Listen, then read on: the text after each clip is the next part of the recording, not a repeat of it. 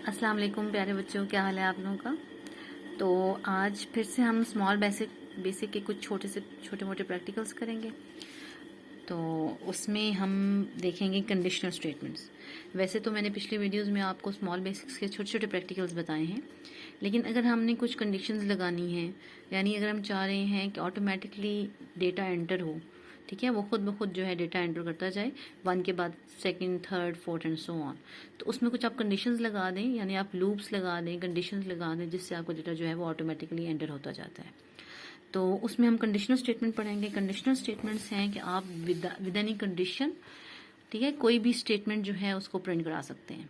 अगर तो कंडीशन आपकी ट्रू रहेगी तो वो उसको प्रिंट करता रहेगा, जैसे ही वो फॉल्स हो जाएगी आपका प्रोग्राम वहीं ख़त्म हो जाएगा, यानी आउटपुट आना बंद हो जाएगी।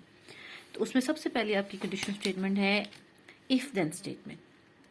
ठीक है, इसमें आपके पास दो की वर्ड्स यूज होते हैं, इफ़ देन और एंड इफ़। ये रिजर्व वर्ड्स हैं, ठीक है। और इस इफ़ के साथ आपके पास कंडीशन होती है, ठीक है। देन में आपके पास, अगर तो वो कंडीशन सेटिस्फाइड हो गई तो देन के साथ जो स्टेटमेंट है वो आपके पास प्रिंट होगी, ठीक है।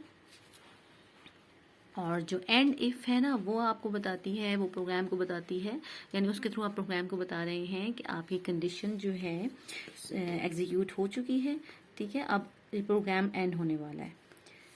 और यहाँ पर आप देन और एंड इफ़ के दरमियान बहुत सारे स्टेटमेंट्स लिख सकते हैं, ठीक है। देन में आप स्टेटमेंट्स लिख सकते हैं, अगर इफ़ की कंडीशन ट्रू होते जाएंगी तो देन के साथ जो आप स्टेटमेंट्स लिखेंगे वो प्रिंट होते जाएंगी। और एंड इफ़ में आपने इंटीमेट कर देना है कि प्रोग्राम की एग्जीक्यूशन ख़त्म हो चुकी है। तो उसमें हम छोटा सा एक प्रैक्टिकल करेंगे उस सिलसिले में। There is a program in BASIC to enter the age and display appropriate message showing whether the person is eligible to vote and to apply for a driving license or not. तो small basic में हम practical करेंगे। इसमें हमने commands लिखनी है, किसको use करके, इफ़ देन और एंड इफ़ को यूज़ करके। यानी आपने एक प्रोग्राम लिखना है जिसमें आप अपनी एज प्रिंट करवाएंगे और उस एज के जरिए पता चलेगा कि आप एलिजिबल हैं वोट करने के या नहीं, या फिर आपका ड्राइविंग लाइसेंस बन सकता है या नहीं।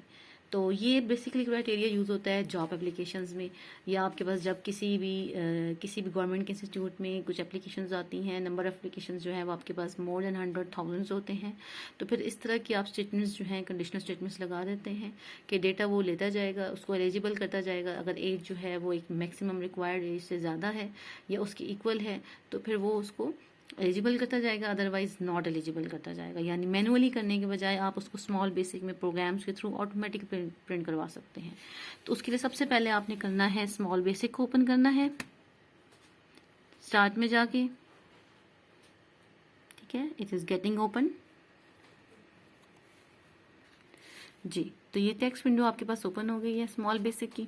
यहाँ पर आप लिखना शुरू करेंगे। ऑब्वियसली देखें यहाँ पर लाइन नंबर पहले से गिवन है, और अगर आपके प्रोग्राम को पहले से खुला हुआ है तो यहाँ पर आप न्यू में जाके नई फाइल जो है वो बना सकते हैं। अनटाइटल फाइल होगी। Untitled means you have not given any name to that file yet. तो स्टार्ट आपने करना है, पहले ऑब्वियसली आपने अपनी नेम, अपना एज प्रिंट करवानी है। Text window,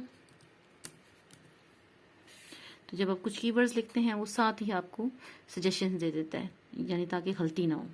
text window dot right, लिखना क्या चाह रहे हैं आप,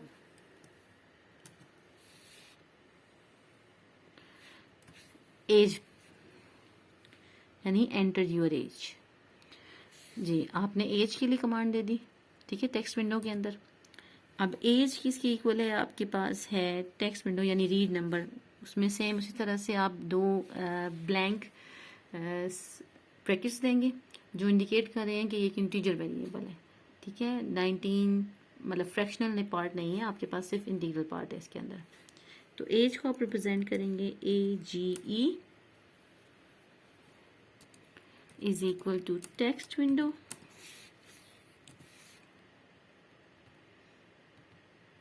ठीक है। याद रखें जब आपको सजेशंस आती है ना तो उस पर सिंगल क्लिक से आपका वो एंटर नहीं होगा, बल्कि डबल क्लिक से एंटर होगा। डॉट रीड नंबर, ठीक है। उसने डायरेक्टली खुद ही आपको दो ब्लैंक दे दी हैं क्योंकि एज ऑब्वियसली एक इंटीजर वेरिएबल है। उसके बाद आपका नेक्स्ट मेन पार्ट शुरू होगा जहाँ पे आपने स्टेटमेंट, कंडीशनल स्टेटमेंट लगानी है, यानी इफ देन के साथ लास्ट पार्ट में आपने एंड इफ करना है। तो सबसे पहले हम इफ के साथ कंडीशन लिखेंगे कि कंडीशन क्या है हमारी, ये देखें, if age is greater than 18, ठीक है, तो फिर क्या होगा, तो देन, देखिए देन आप लिखा ना तो उसने खुद ही आपको सजेशन दे दी देन की। एंटर। अब देन में क्या है, आपने text window dot write line के साथ आपने स्टेटमेंट लिखनी है, यानी इफ अगर कंडीशन सेटिस्फाइड होती है तो देन के साथ क्या प्रिंट होगा वो आप नेक्स्ट लाइन पे लिखेंगे, टेक्स्ट विंडो वाली लाइन में, text window dot write line जी स्पेस। अब आपने इसमें वो स्टेटमेंट लिखनी है जो देन के साथ आप प्रिंट करवाना चाह रहे हैं। देन के साथ आप प्रिंट करवाना चाह रहे हैं एलिजिबल टू वोट,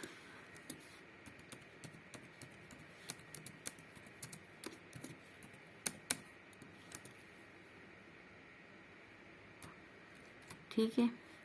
अब नेक्स्ट, अब ऑब्वियसली ना आपने दो स्टेटमेंट इसके साथ देनी है, क्योंकि अभी मैंने आपको बताया था कि देन के साथ आप नंबर ऑफ स्टेटमेंट या सीक्वेंस ऑफ स्टेटमेंट आप दे सकते हैं, यानी अगर ये कंडीशन सेटिस्फाई होगी तो एक से ज़्यादा स्टेटमेंट्स आप प्रिंट करा सकते हैं। तो वही सेम आ जाएगा आपके पास टेक्स्ट विंडो, या आप ऐसे करें, इसको ऊपर वाली लाइन को कॉपी करके पेस्ट कर लें, ठीक है। एलिजिबल टू, यहाँ पर eligible to apply for driving licence,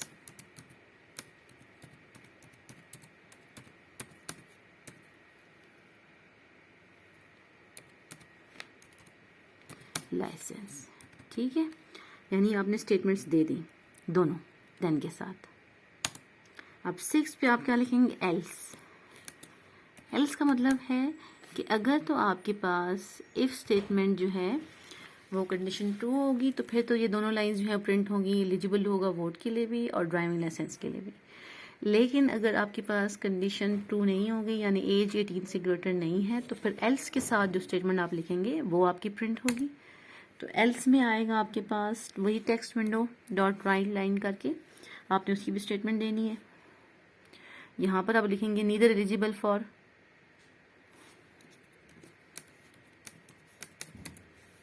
neither eligible to vote nor to apply for a driving license। जी, ये आपने एंटर कर दिया। अब लाइन नंबर 8 पे चलेंगे, यानी यहाँ पर आपने इसमें सारा प्रोग्राम लिख लिया है। इफ़ के साथ भी जो स्टेटमेंट है वो भी दे दी है, ठीक है, और देन के साथ भी, एल्स के साथ भी। अब आप बताना चाह रहे हैं कि आपकी ये एग्जीक्यूशन ख़त्म हो गई, यानी आपने सारी कमांड दे दी है, प्रोग्राम इज़ ओवर। तो उसको ख़त्म करने के लिए एंड इफ़ हो जाएगा।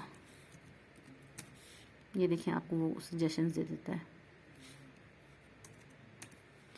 एंड इफ, ठीक है। तो बाकी प्रोसेस इसका वही रहेगा, आपने अब प्रोग्राम को रन करना है। ये देखिए,